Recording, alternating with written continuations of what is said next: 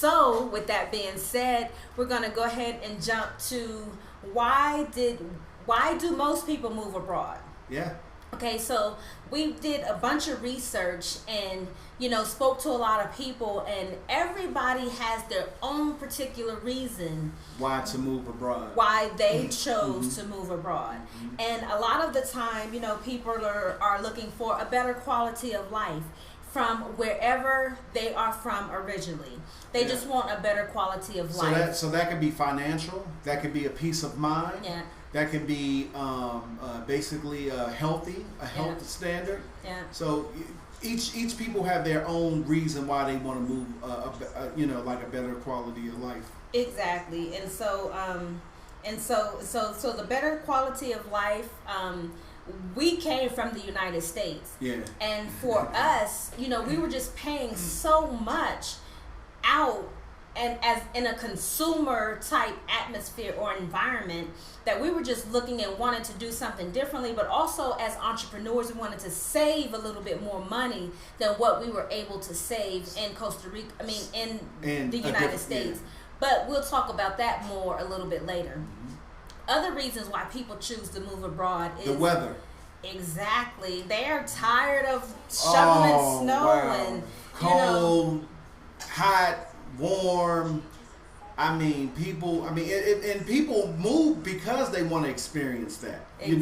But for us, we wanted something that, and I always told Donna, I said, I want to have it where it's spring all year round. I just don't like all this cold. Exactly. Not at all. So yeah. People also want to experience a new culture. Yeah. They want their children to experience a new culture, something different. Yeah. Less stress. We get a lot of people saying that they're looking for less stress. Yes. One time we went back to the States, and it was so crazy because once you're away from it, you really forget. Yeah. But people was tripping, stress wise. It was like move. Money is time. Money is, what is it? Time is money. It was just straight to the fact, straight to the point. And then, we chose Costa Rica because they had a happy index. Yes. And then also their saying is pura vida. Yes. That means pure life. Like, just don't sweat the small stuff. It's okay. Enjoy life. Enjoy life. And when you get there, you do enjoy life. Yeah, it's just peaceful, very peaceful. So like Donna was saying, when we got back, the United States is hustle, get it done. So it's just different.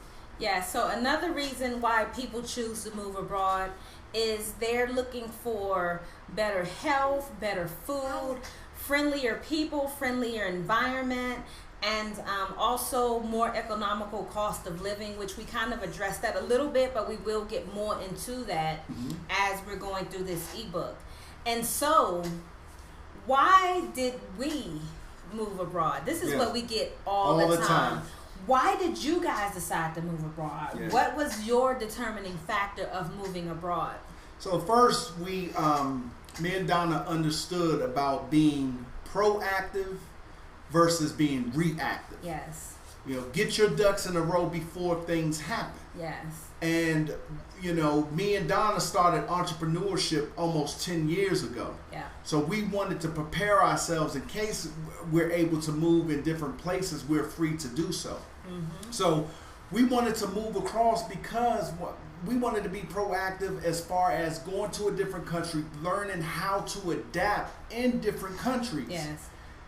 First, so in case if anything happens and we need to move, we are familiar with the systems of moving abroad. Exactly. And so, it's December 2016. So the highlight of the end of this year is the whole presidential election. And, people are, kind of panicking and, things are happening and, where it's not the same as what it was, but actually it is the same. It's just more light being shown on what's actually been going on for years in the United States. So from just the presidential election point of view, people are off of fear now. So now they're reacting to that. Exactly. And, exactly. And you know, we decided to move abroad way before Trump or Hillary was ever in the picture or anything, because we understand how things work in terms of the world and economics, and you can kind of foresee certain events before they even take place. So why wait to the last minute to decide what you're going to do? You know, and if you're in that predicament and it is the last minute for you, it's okay. We're just telling you that we were looking at it before things actually got to a point where it was time, you know, where you didn't have any choice but to decide to leave. Exactly. Okay, and then also you have to think about entrepreneurs, and I kind of mentioned that a little bit up front a few minutes ago, but as entrepreneurs, just as people move into the United States, other cultures, they go there, they make as much money as and they're sending money back to their countries and their families and everything, you know. We was like, well, why don't we just reverse engineer that? Because as entrepreneurs, we were spending so much money just to live in the United States. We were in the DMV area. Yeah, so that's very pricey in the DC area. Yes. It's very pricey. So we wanted to have an unfair advantage. And in order to get up, especially we're entrepreneurs, so we don't have a 9 to 5. No. It wasn't a check coming in every 2 weeks for sure. So we had to make sure that our income coming in, we were gaining momentum with our income coming in versus what we were spending out. Exactly. And before we left the United States, we were averaging $5,000, $6,000, $7,000 a month. And all of that money literally was going to our overhead, office expenses. Our 1-bedroom condo was $2,000. We have a car note, and it's not like we were spending. Space, we wasn't spending like individual money. It's not like we was going shopping and buying Coach bags and Gucci shoes. We shop at Marshalls. Exactly. So we wasn't, and it was like, why are we spending all this money? Like, it does not have to. There has to be a better way.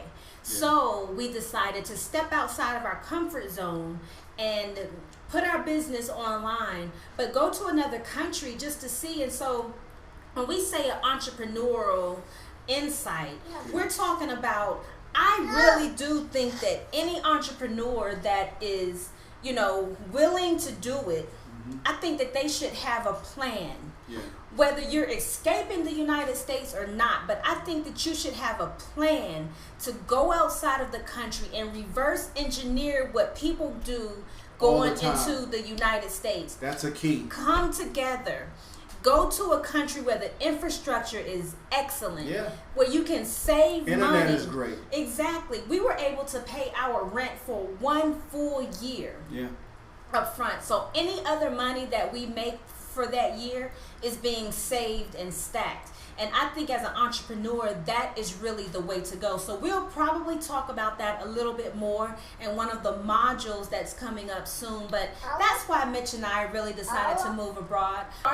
Start our family outside of the United States. So everything that we set out to do, it was, you know, planned and ahead of time, but actually just, you know, executed excellently. And so we want anyone that's, you know, invested in this video ebook to make your plan out. And we want to help you execute your plan excellently. That's the goal of this book. So we're going to discuss, just go over the checklist of the things that should be priority when you're moving abroad. What's important to you? Exactly. Or what we felt was important to us. And there were some things that on this list we didn't even think about until after we got to where we're going. So we want you to be, you know, better prepared than we were. And looking back, these are some of the things that we would have checked out before we chose the countries that we've chose to live in. Okay, so our module topics, and we're not going to be long on them, we're just going to cover them so you'll know what this ebook is going to include. So you have choosing the right country. choosing the right country is so important. That's first. And then, it's so funny because Mitch's dad was like, move to the country and go and buy you a house. Go buy a house. And buy a house, get your, you know how we are. We want to buy a house first, and we were like, we never even been to the country yet. So renting versus buying. Some people need to know, should they be renting in a country? Should they be purchasing in the country? So we're going to discuss that. We're going to talk about exchange rates, very important.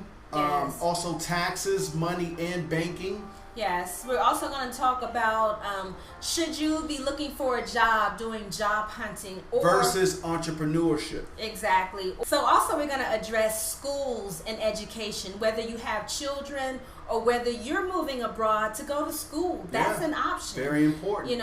Also we get a lot of questions about healthcare and medical care in these different countries. So we're going to talk about that. Then another is when to apply for your visa. Exactly. Very important. Yes. Make sure you listen to that one. Absolutely. And then we're going to talk about safety and security, and then also common phrases to know when entering a country. That's going to be the bonus. We're just going to go over some phrases that, whatever country you're going to want to know. Just the little phrases. Yeah, some phrases to enter that country that you're going to want to know, immediately upon getting there. And so that's it. That's the end of our introduction. Yes. And we're going to, next time you see us, it will be in module number 1, where we will be talking about choosing the right country. How do you choose the right country? Oh, wow. How did we choose the right country? Yes. Okay, so see you on the next video. Peace. Hey family, thanks again for watching another episode of Mitch and Donna's Journey. Don't forget to like this video, hit the subscribe button, and click the bell for notifications. Also, follow us on Facebook, Twitter, YouTube, and Instagram. Thanks again for watching. Peace.